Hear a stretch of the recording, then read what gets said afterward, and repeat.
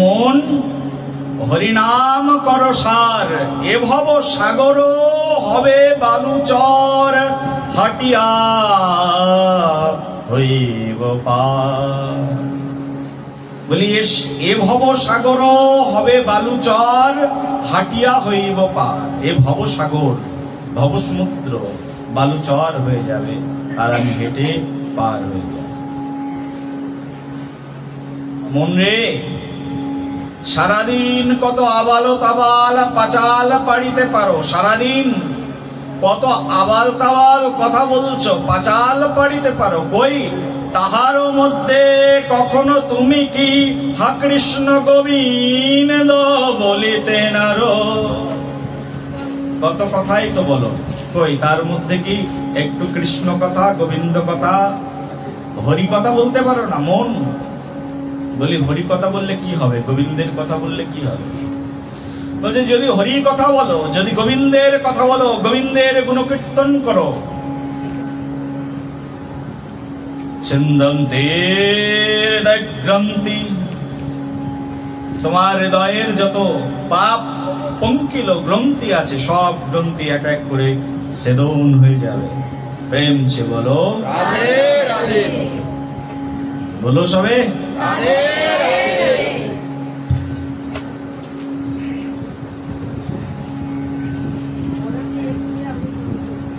দেখবেন বাঁশের মধ্যে একটা বাঁশ দেখবেন, এই পৃথিবীর সর্বশ্রেষ্ঠ ভগবানের উপহার, নাম হচ্ছে বাঁশ। কি বললাম, বোঝেননি? এর মতো বড় উপহার পৃথিবীতে আর একটাও নেই। ভগবান শ্রীকৃষ্ণ কৃপা করে বাঁশ তৈরি করেছিলেন বলে আজ জগৎজীব ভগবান শ্রীকৃষ্ণের মুরলীধর রূপকে দেখতে পাচ্ছেন। বলো রাধে রাধে, প্রেম চে বলো রাধে রাধে। বলি ভগবান শ্রীকৃষ্ণের হাতে তুমি যত উপহারই দাও না কেন, সব উপহার ফেলে দেবে আর বাঁশটাকেই হাতে নিয়ে দাঁড়িয়ে থাকবে। প্রেম সে বলো, বাঁশের বাঁশিটাই তো কৃষ্ণ হাতে করে নিয়ে দাঁড়িয়ে থাকবে। তুমি এই জগতের যত মূল্যবান আভরণে কৃষ্ণকে ভূষিত করো না কেন, কৃষ্ণ এক বৈজয়ন্তীর মালা পরিধান করে বসে থাকে। বলো রাধে। এই পৃথিবীর যত আবরণে, যত আভূষণে তাকে ভূষিত করো না কেন, কৃষ্ণ কোনো কিছুই গ্রহণ করে না।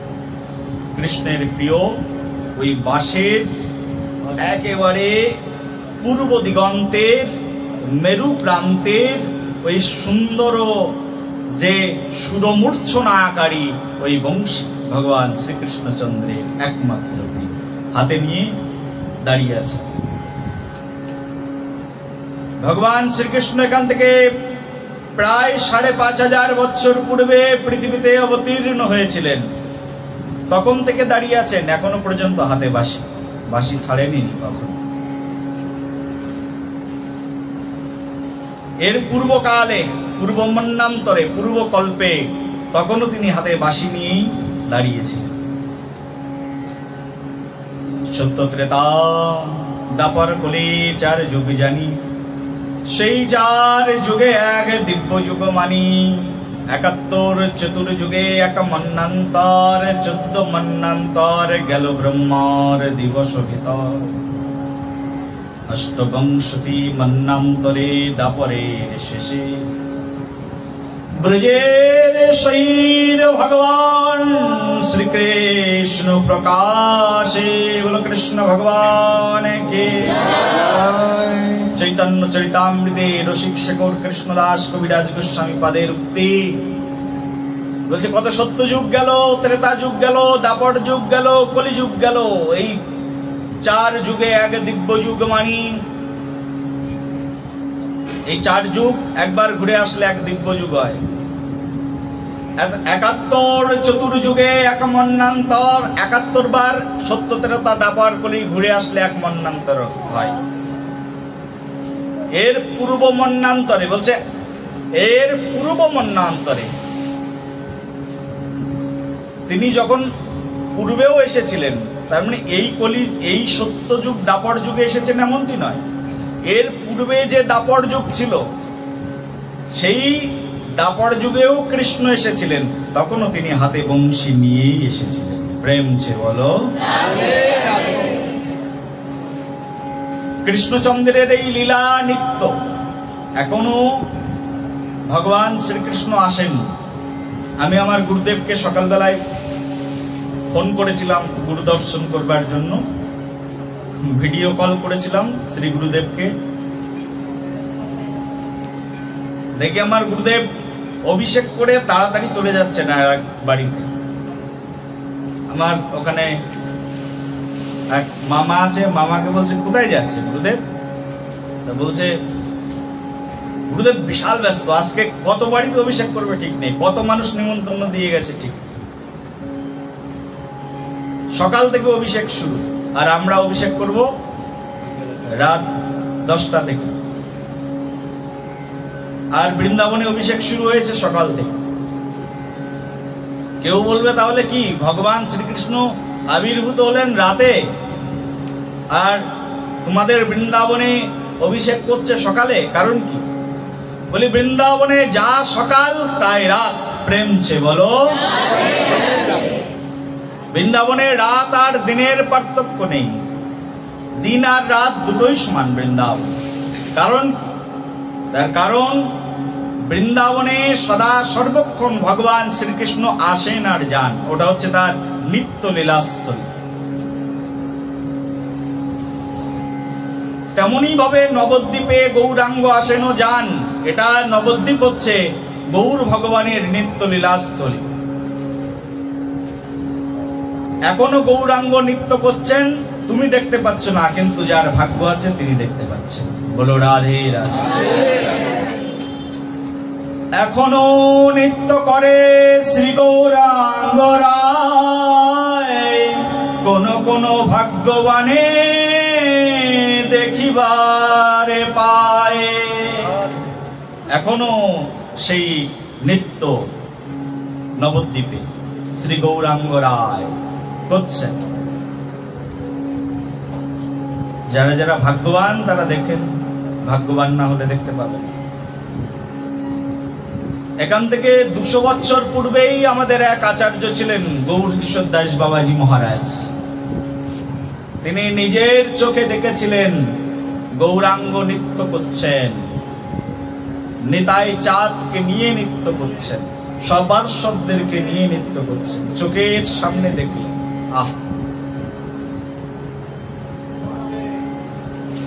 এখনো সিদ্ধ মহাত্মাগণ দেখতে পান। এখনো নবদ্বীপে শ্রীবাস ও অঙ্গনে গৌর নিতায়ের পায়ের নুপুরের রুনুঝুনু সিঞ্জন শব্দ শুনতে পাওয়া যায়। প্রেম ছে বলো। ব্যাসকেও শ্রীবাস অঙ্গনে নবদ্বীপে শ্রীবাস ঠাকুরের বাড়ি এখনো আছে, 550 বছর আগের নবদ্বীপের সেই শ্রীবাস অঙ্গন। আবার অনেক নকল শ্রীবাস অঙ্গন হয়ে গেছে, সেখানে যাবে না, নকল শ্রীবাস অঙ্গন আছে। শ্রীবাস অঙ্গনে নৃত্য করেছিলেন গৌরাঙ্গ ভগবান।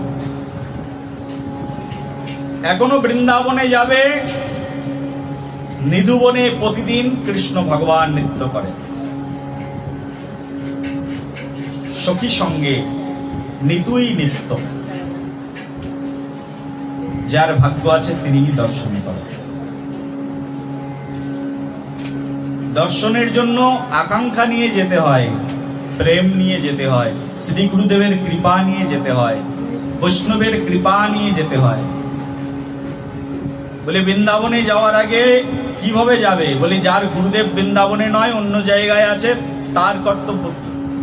আমার গুরুদেব বৃন্দাবনে আছে, আমি আমার বাড়িতে যাব, তার জন্য আজ্ঞা নেওয়ার প্রয়োজন নেই। কিন্তু যার শ্রী গুরুদেব ভিন্ন ভিন্ন স্থানে রয়েছেন, কর্তব্য কি? গুরুদেবের কাছ থেকে আজ্ঞা নিয়ে যাওয়া, হে গুরুদেব কৃপা করুন। তব কৃপা হলেই একমাত্র বৃন্দাবনে শ্রীজির অহৈতুকী কৃপা হবে, না হলে না। গুরু কৃপা ছাড়া কখনো রাধা কৃপা কটাক্ষ লাভ করা যায় না। গুরুদেবের কাছ থেকে অনুমতি নিতে হয়। গুরুদেব কৃপা করে আজ্ঞা দেন। গুরুদেবের আজ্ঞা হলে বৃন্দাবনে যাওয়া যায়, না হলে বৃন্দাবনে যাওয়া যায় বটে, টাকার বল থাকলে যাওয়া যায় বটে, কিন্তু কৃপা লাভ করা যায় না। প্রেম সে বলো, আমার টাকা আছে কেন যেতে পারবো না? জোর করে সবকিছুই করা যায় বাবা, কিন্তু কৃপা লাভ করা যায় না।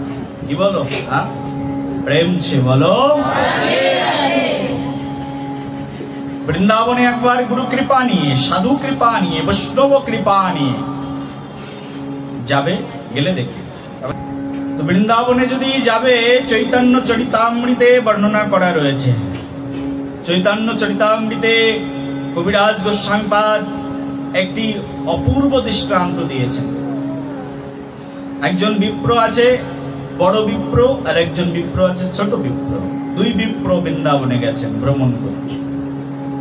বড় বিপ্র ছোট বিপ্রকে বললেন, তুমি যে আমার উপকার করলে, বৃন্দাবনে অসুস্থ হয়ে পড়লেন বড় বিপ্র, তাকে খুব সেবা শুশ্রূষা করলেন।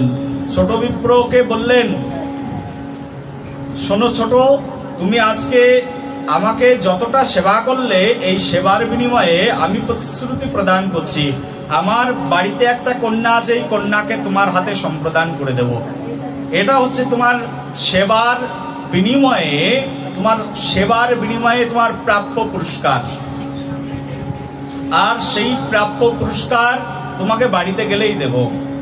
বড় বিপ্র ছোট বিপ্র দুইজন মিলে বৃন্দাবন ভ্রমণ করে বাড়িতে আসলেন। কিন্তু ছোট বিপ্রের মনে আনন্দ, কন্যা পাওয়ার আনন্দ নয়, কিন্তু কৃষ্ণ দর্শনের স্ফূর্তিতে পরম আনন্দ।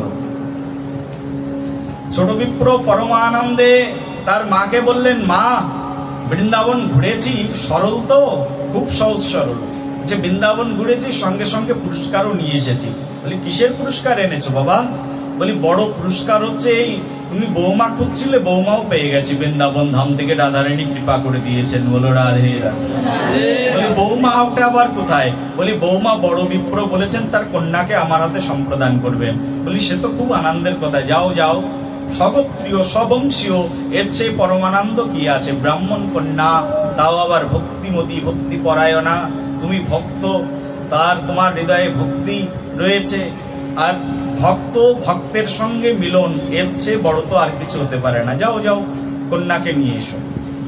ছোট বিপ্র গিয়ে বলছেন, কি গো, তোমার মনে আছে তো, তুমি প্রতিজ্ঞা করেছিলে বৃন্দাবনে দাঁড়িয়ে ভগবানের সামনে, তাও যে তুমি আমাকে তোমার কন্যা সন্তান, তোমার কন্যাকে আমার হাতে সম্প্রদান করবে, দাও এখন। এই কথা শুনে বড় বিপ্র বলছেন, ঠিক আছে, আমি একটু আমার ছেলেদের সঙ্গে আলোচনা করে নিই, তারপরে তোমাকে বলছি। তখন ছেলের সঙ্গে আলোচনায় বসেছেন। ছেলেকে বলছেন যে তোমার বোনকে ওই ভিখারি ছোট বিপ্রের হাতে দিতে হবে। বলি, না না না না, আমার বোনকে এরকম ছোটখাটো ভিখারির হাতে দিয়ে দেব না, তার সঙ্গে আমরা সম্প্রদান করব না, কন্যা সম্প্রদান। বলি, কেন? আমার বোনের জন্য বড় বিজনেসম্যান দরকার, আর এখনকার যুগ হলে বলতো বড় গভর্নমেন্ট সার্ভিস চলা ছেলে দরকার, তাই তো নাকি? বলো রাধে রাধে। প্রেম সে বলো। বলে, চাকরিওয়ালা ছেলে দরকার, না হলে বড় বিজনেসম্যান দরকার বোনের জন্য। তখন ছেলেরা বলছে, তুমি প্রতিজ্ঞা করেছিলে, তো আর কেউ দেখতে পায়নি, ছেড়ে দাও, তুমি বলো, মিথ্যা কথা বলে দাও। ছেলেদের পাল্লায় পড়ে বড় বিপ্র ছোট বিপ্রকে ডেকে বলছেন, দেখো, আমি তোমার কাছে কোনো প্রতিজ্ঞা করিনি, তুমি যাও, আমার কন্যা তোমার হাতে সম্প্রদান করব না। এই কথা শুনে বলছে, তুমি প্রতিজ্ঞা করোনি, মিথ্যা কথা বলছো। বলছে, না না, আমি প্রতিজ্ঞা করেছি, তার প্রমাণ কে? বলি, প্রমাণ স্বয়ং ভগবান, ভগবানের সামনেই তুমি প্রতিজ্ঞা করেছিলে। বলে, যা, তাহলে তোর ভগবানকে ডেকে নিয়ে আয়, যদি ভগবান সাক্ষী দেয় তাহলে আমার কন্যাকে তোর সঙ্গে বিয়ে দেবো। প্রেম সে বলো। ছোট বিপ্র এই কথা শুনে বলছে, তাই এরকম কথা, যাও, আমি এক্ষুনি বৃন্দাবনে ভগবানকে ডেকে নিয়ে আসি। ছোট বিপ্র সরল বিশ্বাসে ছোট বিপ্র আবার বৃন্দাবনে প্রবেশ করেছেন। বৃন্দাবনে গিয়ে ভগবানকে বলছেন, ও ভগবান, যে যাই বলুক না কেন সব ঠিক আছে, কিন্তু কেউ যদি তোমাকে মিথ্যা প্রবঞ্চক বলে, সেটা কিন্তু আমার ভালো লাগে না। এই তোমরা যাও, তোমরা নিচে যাও, বাইরে যাও, পরে এসো। দৃষ্টিভঙ্গিকে নষ্ট করো না, বাইরে যাও, নিচে নিচে যাও, যখন ডান্স হবে তখন এসো।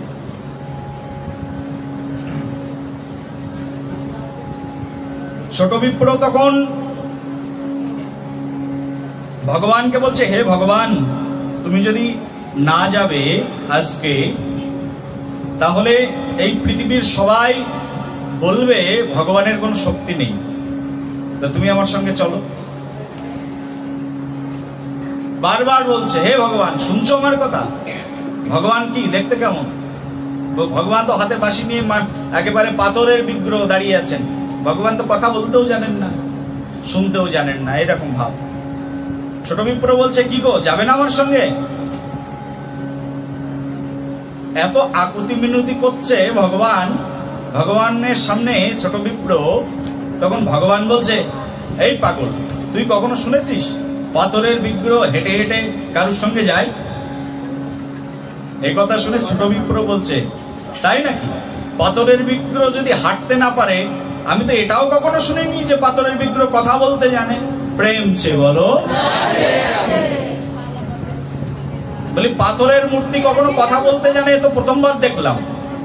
বলি পাথরের মূর্তি যদি কথা বলতে জানে, তাহলে হাঁটতেও জানে। চলো, এত ন্যাকামো আমার সঙ্গে করো না, আমি ব্রাহ্মণ সন্তান, গুরুকুলে পড়েছি, চলো আমার সঙ্গে, আমি জানি তুমি সব পারো, সব ক্ষমতা আছে তোমার। ভগবান তো পড়ে গেছে খুব বিপদে, কি করবে এখন? ভগবান বলছে, ঠিক আছে শোন, আমি যেতে পারি সাক্ষী দিতে, কিন্তু একটা কন্ডিশন রয়েছে। সেটি কি? বলি কন্ডিশনটা হচ্ছে এই, আমি যাব তোমার সঙ্গে, কিন্তু যাওয়ার সময় তুমি পিছন ফিরে তাকাবে না। যেখানে পিছন ফিরে তাকাবে আমি কিন্তু সেখানেই থেকে যাব। এই কন্ডিশনে যদি তুমি রাজি থাকো, তাহলে আমি তোমার সঙ্গে যেতে রাজি আছি। এই কথা শুনে ছোট বিপ্র বলছে, আগে চলো তো আমার সঙ্গে, তাকাবোই না তোমার দিকে একবার। ভগবানকে সঙ্গে করে নিয়ে এখন ছোট বিপ্র আসছেন হাঁটতে হাঁটতে। ছোট বিপ্র হাঁটতে হাঁটতে আসছেন, আর সঙ্গে পাথরের মূর্তি হাঁটতে হাঁটতে আসছে। মানুষ দেখলেই পাথরের মূর্তি আবার মানুষ হয়ে যাচ্ছে, ধরে ফেলবে না হলে মানুষ। ভগবান পারে না এই জগতে এমন কি অসাধ্য কর্ম রয়েছে। ভগবান সেই ছোট বিপ্রের সঙ্গে হাঁটতে হাঁটতে আসছেন, হাঁটতে হাঁটতে আসছেন, আস্তে আস্তে আস্তে আস্তে কথা বলছেন। বলছে, চলো মধুর মধুর কথা বলতে বলতে যাই, না হলে আমার ঘুম এসে যাবে, আমি আর যেতে পারবো না। বলে, বলো, গল্প করো। ভগবান কখনো কখনো গান করছেন, আর কখনো কখনো ছোট বিপ্র গান করছেন। দুইজনের সঙ্গীত মাধুরীতে সেই সমগ্র রাস্তা প্রেমময়, প্রেম সুন্দর হয়ে উঠেছে। ভজনময় পথ রচনা হয়ে গেছে।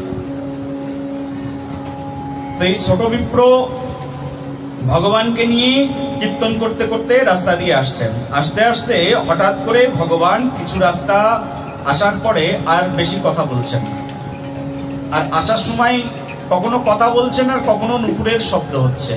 কিন্তু এখন দেখছেন আর নুপুরের শব্দ হচ্ছে না। ছোট বিপ্র ভাবছেন, অনেক সময় তো পিছনের দিকে তাকায়নি, একটু তাকিয়ে দেখবো। ভগবান যখন হাঁটেন তো ভগবানের নুপুরের শব্দ শোনা যায়, কিন্তু এখন তো আর নুপুরের শব্দ শুনতে পাচ্ছি না। ভগবান সত্যি সত্যি দাঁড়িয়ে দাঁড়িয়ে গেল না তো? ভগবানের তো মাঝে মধ্যে দাঁড়িয়ে যাওয়া স্বভাব রয়েছে, জানো তো। ভগবান যুদ্ধ করতে করতে যুদ্ধ ছেড়ে দিয়ে পালিয়ে যায়, সেই জন্য ভগবানের নাম হচ্ছে রণছোড়। বলো রণছোড় ভগবান কি। যুদ্ধ থেকে পালিয়ে যায় ভগবান। ভগবানের এইসব অনেক রকমের লীলা কথা রয়েছে। ভগবান নাচছেন, নাচতে নাচতে নাচ বন্ধ করে চলে যায়, বলে দেখি কেমন লাগে। ভগবান গাইছেন, গান গাইতে গাইতে গান বন্ধ করে অন্যদিকে চলে যায়। ভগবানের স্বভাব হচ্ছে। বলি ছোট বিপ্র তো শাস্ত্র গ্রন্থ পড়েছেন, গুরু কৃপায় শুনেছেন সব কথা, কৃষ্ণের সব লীলা কথা জানেন। ভগবানের স্বভাব, গাইতে গাইতে গান বন্ধ, নাচতে নাচতে নাচ বন্ধ, যুদ্ধ করতে করতে যুদ্ধ বন্ধ, কিন্তু সবকিছুর মধ্যে কিছু না কিছু কারণ নিহিত থাকে। ভগবান শ্রীকৃষ্ণ তার স্বভাবটা বড় বক্র। কেমন স্বভাব বলো? বক্র। মানুষ যেমন সোজা সাপটা, ভগবান কিন্তু এত সোজা সাপটা না, একটু বক্র। তার মানে যা কিছু বলেন একেবারে বেঁকে চুড়ে বলেন, আর দাঁড়িয়ে থাকেন সোজা ভাবে দাঁড়াতে পারেন না, একেবারে বঙ্কিমঠামে দাঁড়িয়ে থাকেন। বলো বঙ্কিমঠাম প্রভু কি। ভগবান দাঁড়িয়ে থাকেন কেমন? বাঁকা হয়ে। দেখবে একেবারে কোমরটা বাঁকিয়ে ভগবান শ্রীকৃষ্ণ দাঁড়িয়ে রয়েছে। ভগবানের নাম হয়ে গেছেন বাঁকারায়। বলো বাঁকারায় ভগবান কি। যদি বাঁকারায় ভগবানকে দেখতে চাও তাহলে বীরভূমে চলে যাবে, একচক্রা ধাম। এই একচক্রা ধামে ভগবানের একটি রূপ রয়েছে, যে রূপের নাম হচ্ছে বাঁকারায় রূপ। বাঁকারায় বিগ্রহ রূপে সেখানে তিনি ভগবান শ্রীকৃষ্ণ অবস্থান গ্রহণ করছেন। ভগবান মাজা লেগে যায় তার অনেক ঘটনা আছে। মহারাষ্ট্রের মধ্যে ভগবান পান্ডারপুর ধামে মাজা লেগে গেছে বলে ইটের পরে একেবারে মাজায় হাত দিয়ে দাঁড়িয়ে রয়েছে, নাম হয়ে গেছে বিঠ্ঠলনাথ। বলো বিঠ্ঠলনাথ ভগবান কি। ভগবান শ্রীকৃষ্ণ মাজায় হাত দিয়ে দাঁড়িয়ে পড়েছেন, আর মাজায় হাত দিয়ে দাঁড়িয়ে পড়লে ভগবানের নাম হলো কি বিঠ্ঠলনাথ। ভগবান যুদ্ধক্ষেত্র ছেড়ে দিয়েছেন, নাম হয়ে গেছে রণছোড় ভগবান। বলো রণছোড় ভগবান কি। ভগবানের এইরকম লীলা। ভগবান রাধাকে রমণ করতে করতে তিনি রমণ বিহারী হয়ে গেছেন। তার মানে নাচতে নাচতে রাধারানীর সঙ্গে তিনি রমণ বিহারী হয়ে গেছেন। বলে রমণ বিহারী ভগবান কি। ভগবানের এসব হচ্ছে উপাধি। ভগবানের বিভিন্ন নামের বিভিন্ন উপাধি রয়েছে। আমাদের ডাক্তারবাবু যেমন উপাধি আছে, MBBS, FRCS, হ্যাঁ, আমাদের ভগবানের এরকম বিভিন্ন ধরনের উপাধি আছে। উপাধি, ভগবানের উপাধিতে সমগ্র জগৎ মোহিত হয়ে যায়। ভগবানের এরকম উপাধি। ভগবান বৃন্দাবনের বনে বনে চারণ করে বেড়ান, সেই জন্য তার নাম হয়েছে বনচারী। বলো বনচারী ভগবান কি। ভগবান মানুষকে আশ্রয় দেওয়ার জন্য, ভক্তদেরকে আশ্রয় দেওয়ার জন্য নিজে গিরি গোবর্ধনকে হাতের আঙুলের উপরে ধারণ করেছেন, নাম হয়ে গেছেন গিরি গোবর্ধন। বলো গিরি গোবর্ধন ধারী ভগবান কি। ভগবান নামের কত বিশেষত্ব জানো? শুধু নামের উপরেই যদি পাঠ দেওয়া হয় তাহলে 70 দিন লেগে যাবে পাঠ শেষ করতে। বলো রাধে রাধে। ভগবানের কত নাম। ভগবান গোপীদের চিত্তকে হরণ করেছেন, তখন ভগবানের নাম হয়েছে গোপী চিৎচোর। বলো গোপী চিৎচোর ভগবান কি। ভগবান মাখন চুরির জন্য বৃন্দাবনে প্রসিদ্ধ হয়েছেন, ভগবানের নাম হয়েছে মাখন চোর। বলো মাখন চোর ভগবান কি। ভগবান কি চুরি করে বিখ্যাত হয়েছেন? মাখন চোর।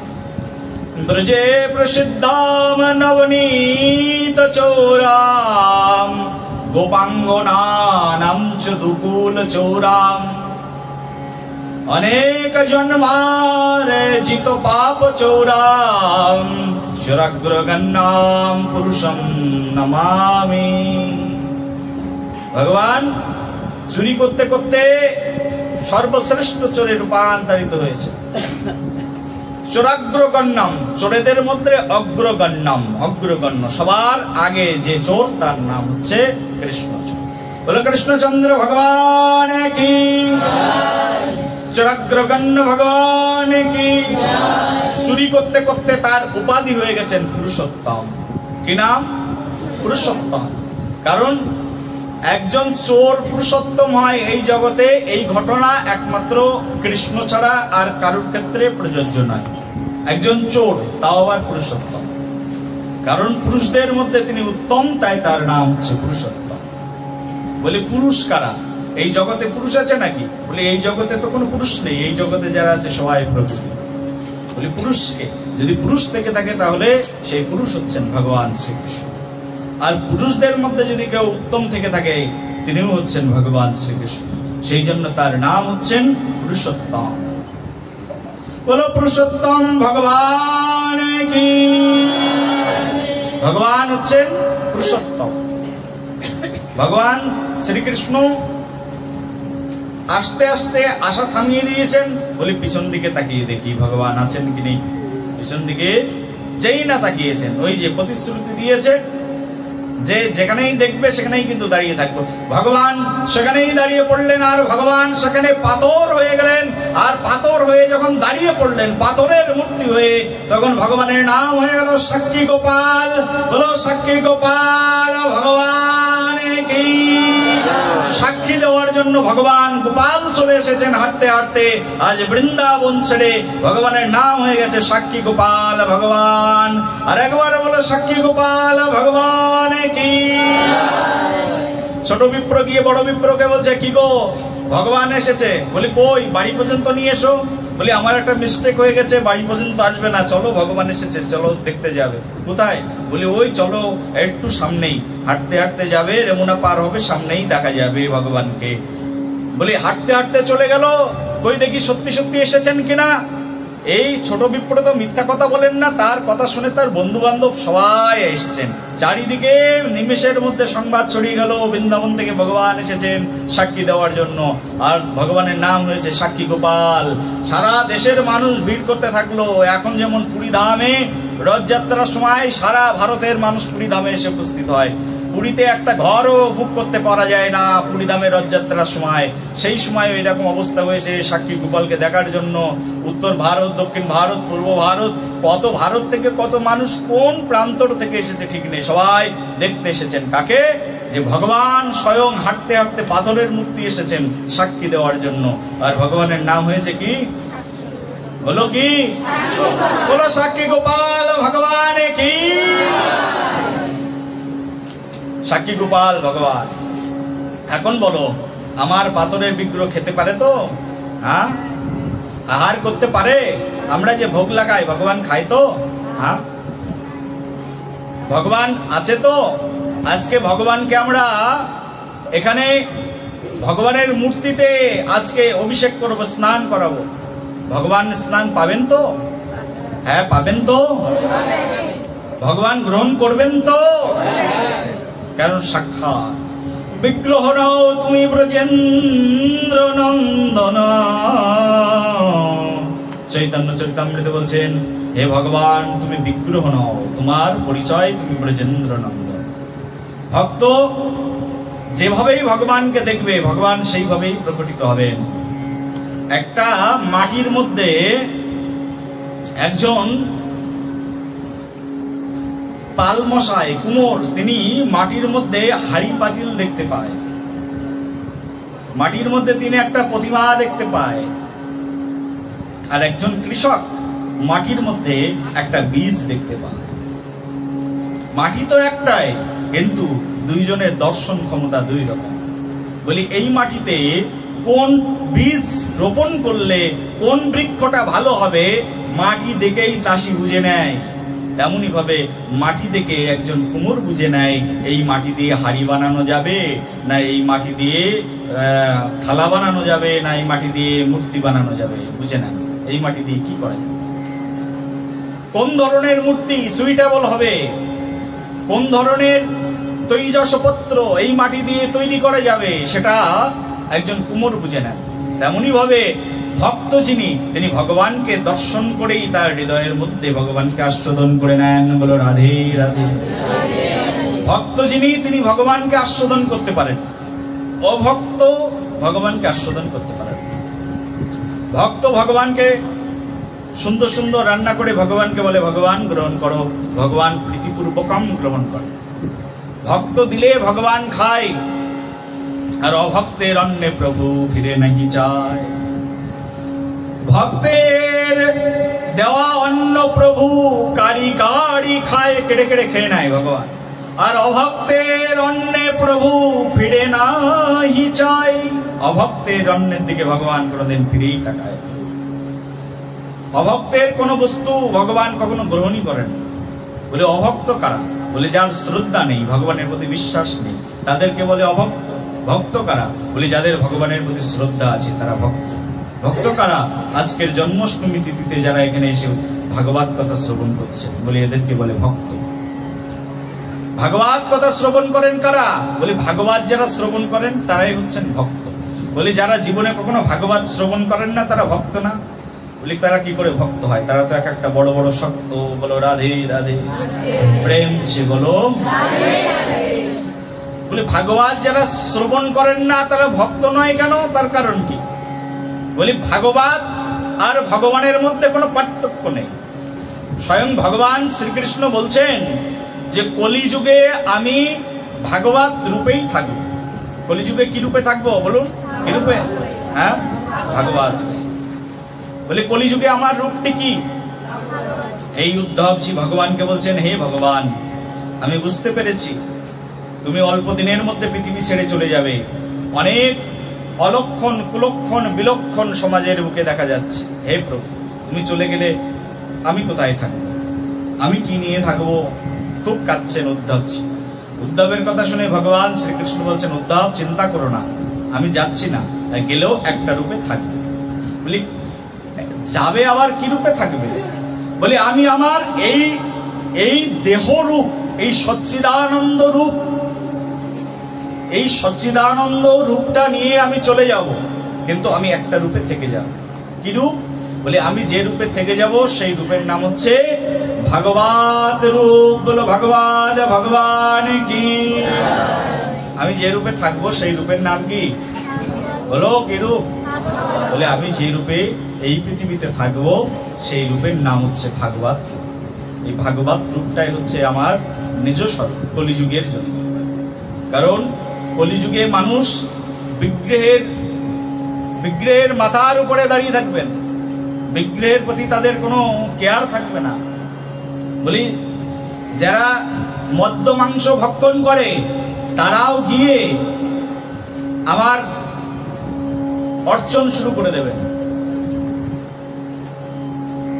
এবং তারা গিয়ে তাদের মতো করে আমাকে অর্চন করবেন, ভক্তি ভাব নিয়ে অর্চন করবেন।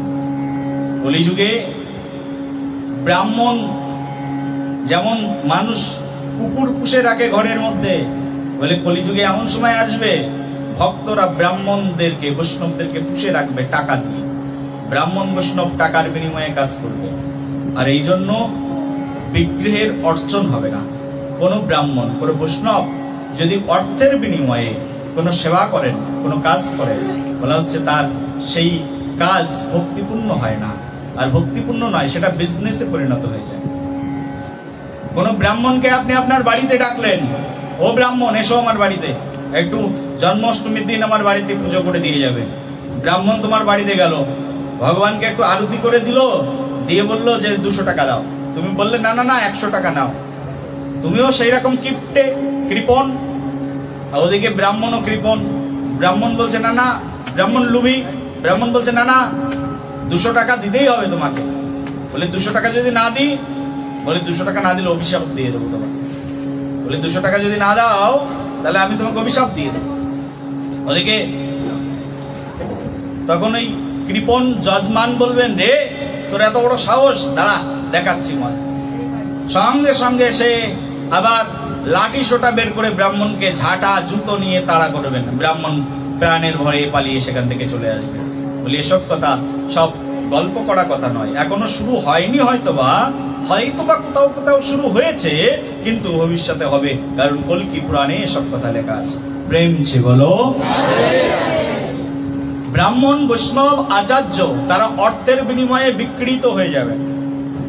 এমন একদিন আসবে, এখনো তাও সদ্গুরুদেব পাওয়া যায়, আবার অসৎগুরুদেবও আছে। এমন দিন আসবেন, সেদিন গুরুদেব টাকার কাছে বিক্রি হয়ে যাবেন।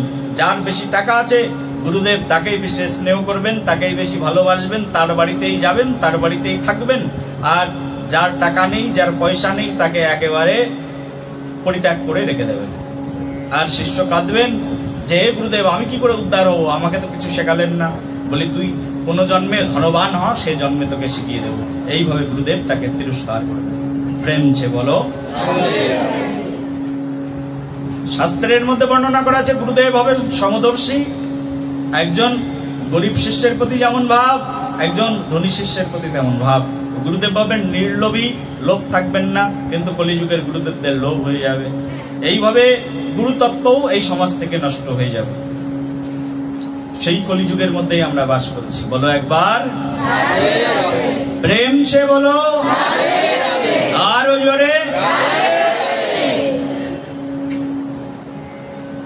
ঢাক ঢাক গুড় গুড় নয়, যা কিছু লেখা আছে প্রকাশ্যে শোনো, কারণ আমার বলতে সমস্যা নেই, তোমাদের শুনতে সমস্যা আছে নাকি? এসব কথা কেউ বলবেও না, আর কোনোদিন শুনতেও পাবে না। অনেক সাধুরা পড়েছে, পড়লেও বলবে না, বললেই তো আমার বল ফুটে যাবে। প্রেম সে বলতো এরকম নয় যারা ভাগবত পাঠ করে বেড়ায় এদেশে ও দেশে, তারা এসব জানে না। সবাই জানে। কল্কি পুরাণ পড়েনি তারা পাঠ করে নাই? কল্কি পুরাণ পড়েছে, ভাগবত পুরাণ পড়েছে, শিব পুরাণ পড়েছে। যারা পাঠ করে বেড়ায় তারা তো সব পড়েছে। না পড়লে তো আর মানুষকে গিয়ে বোঝাতে পারে না। পাঠককে তো অনেক জ্ঞানী হতে হয়, তার মানে জ্ঞান আছে কিন্তু বলতে চায় না, বললে সমস্যা আছে। একবার বলো প্রেম সে বলো। সেই জন্য ভগবানকে যদি আস্বাদন করতে চাও না, ভাবটা প্রয়োজন, ভালোবাসা প্রয়োজন। ভগবান এই জগতে অভক্তের কোন বস্তুকে গ্রহণ করেন না, কিন্তু ভক্ত দিলেই ভগবান গ্রহণ করেন। ভক্ত ভাবগ্রাহী ভগবান, ভক্তের ভাবে ভগবান প্রকটিত হয়ে যায়। আজকে এখানে আমরা বারাসাত ভক্তি কুটিরে একটা ভাব নিয়ে এসেছি। কি নিয়ে এসেছি বলো? ভাব। এই ভাবটাই ভগবান গ্রহণ করে। তুমি কত সুন্দর মালা পড়েছো, তোমার মালার কাটিং কত সুন্দর, ভগবান কিন্তু ওদিকে একবারও তাকায় না। তোমার শাড়িটা কত মূল্যবান, তোমার গলার গহনাটা কত মূল্যবান, ভগবান একবারের জন্য ওদিকে দৃষ্টিপাত করেন না। কিন্তু ভগবান একটা দিকে তাকায়। তোমার চেহারাটা কালো কি ধলো, সাদা কি রঙিন, ভগবান এসব দেখেন না।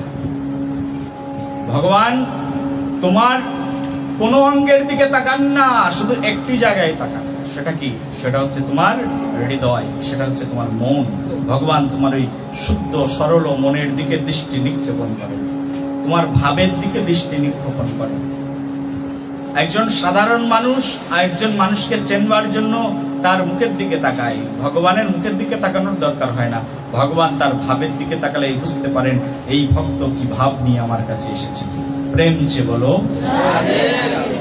ভগবানের শুধু প্রয়োজন হচ্ছে ভাব, ভাবেই ভগবানকে সেবা করা যায়। ভাবপ্রধান ভগবান, ভাবের কিঙ্কর ভগবান, ভাবময় বিভু ভগবান, ভাব অর্ণব উধি ভগবান। ভগবানের মতো ভাবময় স্বরূপ এই জগতে আর কারোর নেই। ভগবান হচ্ছেন ভাবের দেবতা, ভগবান হচ্ছে ভাবের প্রতিবিম্ব, ভগবান হচ্ছে ভাবনিধি। সেই জন্য ভাব নিয়ে ভগবানের কাছে যেতে হয়, ভাবটা শিখতে হয়। বলি ভাব কি জিনিস? বলি ভাব কি জিনিস শিখতে গেলে গুরুদেবের কাছে যেতে হবে। কোন গুরুদেব? বলি যে গুরুদেব কৃষ্ণ তত্ত্ববেত্তা শাস্ত্র জানেন, তার কাছে যে বসতে হবে। ভাব কি? ভাব গুরুদেব শিখিয়ে দেবেন কিভাবে ভাব আসতে। বলি ভাব আসলেই প্রেম আসে, যার ভাব আসে না তার প্রেম আসে না। বলি ভাবের পরের স্তর প্রেম শুরু হয়। ভাব থেকে আসে মহাভাব, মহাভাব থেকে অধীরূঢ় ভাব, আর অধীরূঢ় মহাভাব শিরোমণি শ্রী রাধারানী।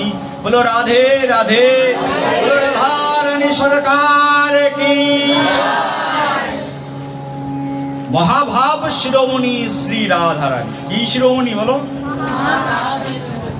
আমরা জানি রাধারানীর অনেক উপাধি আছে, কৃষ্ণের উপাধি শুনলাম না?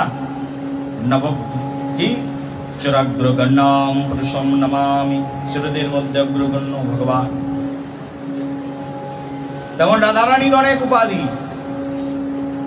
রাধারানীর উপাধি হচ্ছে কিশোরী। কি উপাধি? কিশোরীজি। কিশোরীজি মানে যিনি অলওয়েজ কিশোরী, তার মানে কখনো কোনোদিনের জন্য যার বৃদ্ধ রূপ বৃদ্ধা রূপ দেখা যায় না, তিনি হচ্ছেন শ্রী রাধারানী। বলো রাধারানী সরকার কি। কখনো দেখেছো রাধারানী থুততুড়ে বৃদ্ধা হয়ে গেছে? হ্যাঁ। ভগবানকে দেখেছো কখনো? ভগবানের কোন রূপ দেখেছো কখনো যে ভগবানের সেই রূপটা বৃদ্ধ রূপ? ভগবানের দাড়ি গোপ উঠে গেছে বড় বড়, দেখেছো? কিন্তু কলিযুগে অনেক দাড়ি গোপলা ভগবান দেখা যায়। প্রেম সে বলো। এগুলো কিন্তু আবার প্রকৃত ভগবান নয়, দাড়ি গোপলা ভগবান। ভগবানের দাড়ি ওঠে না, গোপ ওঠে না, কারণ ভগবান তো সবসময় কিশোর। যে কিশোর বয়সে আছে তার দাড়ি গোপ ওঠে নাকি? ভগবানের স্বরূপ বৃন্দাবনে ভাগবত মহাপুরাণে বলছে নবল কিশোর নটবর পীত পটম্বর। ভগবান হচ্ছে পীত পটম্বর, তিনি হচ্ছে নবল কিশোর নটবর। ভগবান ভগবান কখনো কোনো দিনের জন্য বৃদ্ধ হন না, তার স্বরূপ নেই বৃদ্ধ। সুদামা বিপ্র কৃষ্ণ একসঙ্গে উজ্জয়িনী গুরুকুলে একসঙ্গে পড়েছেন। ভগবান শ্রীকৃষ্ণ 16,108টা বিয়ে করে দ্বারকাতে রয়েছেন, আর প্রত্যেকটা স্ত্রীর জন্য 16,108টা রাজমহল। প্রত্যেকটা স্ত্রীর গর্ভে আবার 10-10টা করে পুত্র সন্তান। সে বিশাল ব্যাপার। প্রেম সে বলো, বিশাল সাম্রাজ্য ভগবান শ্রীকৃষ্ণ বানিয়ে নিয়েছেন। ভগবানের বয়স তখন প্রায় 125 বছর ছুঁই ছুঁই।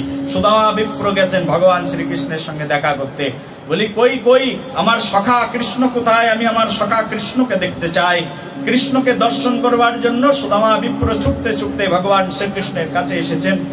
আর সেই দ্বারকাপুরীতে কৃষ্ণ যখন সুদামা বিপ্রের কথা শুনেছেন, কৃষ্ণ ছুটে আসছেন, আর কৃষ্ণের গায়ের বিভিন্ন অঙ্গ থেকে কত দামি দামি সোনা দানা মণি মুক্তা খসে খসে পড়ছেন। বন্ধু আসছেন বন্ধুকে দর্শন করবার জন্য, একেবারে জোরে সোরে বন্ধুকে দেখেই একেবারে চাপটে ধরেছেন। বন্ধু তো সখা, ভগবানের বড় স্বরূপ সখা। ভগবানের সঙ্গে যে সকল সম্বন্ধ করা যায় তার মধ্যে একটি বিশেষ সম্বন্ধের নাম হচ্ছে সখ্য প্রেম, সখা রূপ ভাব। ভগবান হচ্ছেন সখা, সখাকে একেবারে জড়িয়ে ধরেছে, চাপটে ধরেছে। সখাকে যে কি চাপটে ধরে আ করে উঠেছেন, রি কি হলো কি হলো, তোমার তো এখন আর সেই শক্তি নেই সুদামা, আগে যে শক্তি ছিল। বলি শক্তি থাকবে কি করে, দেখি তোমার হাতটা। সুদামা কৃষ্ণের হাত টিপে বলছেন, আরে তুমি তো আগে যেমন ছিলে এখনো তেমন আছো, কিন্তু দেখো আমি তুত্তুরে বিদ্ধ হয়ে গেছি। প্রেম সে বলো। একই সঙ্গে একই স্কুলে পড়েছেন, একই পাঠশালাতে পড়েছেন, সন্দীপনী মণির আশ্রমেই পড়েছেন সুদামা বিপ্র আর কৃষ্ণ। একই আশ্রমে পড়েছেন। সুদামা বিপ্র বৃদ্ধ হয়ে গেছেন, থুত্তুড়ে বৃদ্ধ, এবারে দাঁত পড়ে গেছে, হাঁটতে পারেন না, লাঠি ভর দিয়ে হাঁটতে হয় সুদামা বিপ্রকে। আর ভগবান শ্রীকৃষ্ণ প্রথমে যেমন ছিল এখনো তেমন আছেন, নবল কিশোর নটবর। নটবর ভগবান শ্রীকৃষ্ণ সেই রূপ, তার মানে কখনো বৃদ্ধ নন।